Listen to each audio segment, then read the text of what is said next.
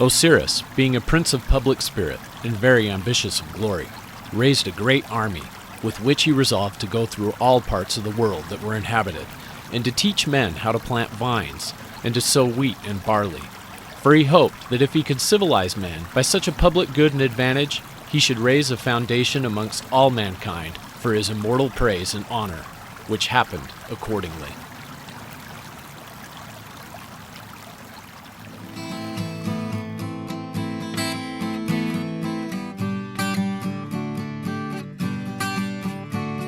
Originally called Henderson, after William J. Henderson, who donated the land, Osiris was established in 1910 on 80 acres of land bordering the East Fork of the Sevier River and deep inside the beautiful Black Canyon. In the early years, Osiris was very small, boasting only a common public building being used for both the church and the school. In the 1920s, the droughts which eventually doomed the nearby town of Woodsoe were in full force, and W.F. Holt invested heavily in the farms of Henderson.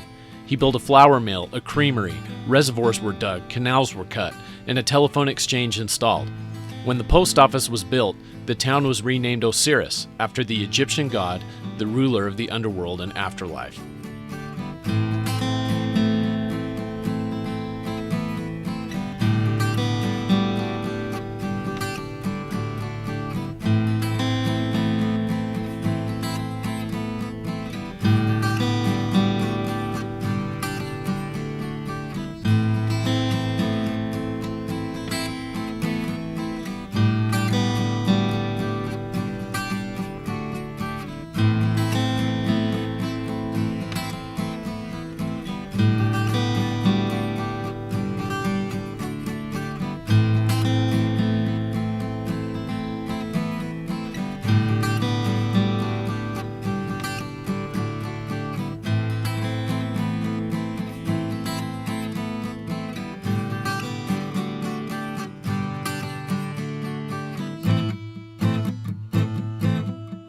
The most amazing structure that remains is the towering granary and creamery.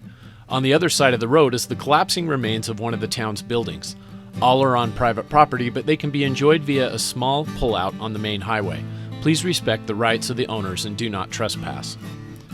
Many have wondered why Holt would name the town after the Egyptian god of the dead. However, Osiris wasn't originally granted this title. He was credited early in his life with teaching the world agriculture and bringing them out of the nomadic, barbaric state and establishing civilization and farming throughout the world, a feat which earned him the responsibility of the ruler of the afterlife and resurrection only after he was betrayed and murdered by his brother. In my opinion, it was after this master of agriculture with which Holt named the town after, as the people were trying desperately to establish dry farming techniques in a harsh environment that was not cooperating. But like nearby Woodsoe, the climate would have the final word. Early frosts and lack of water killed most of the crops, and by the 1930s, Osiris was desolate. And like the legend of the god of Osiris, it faded into myth and memory.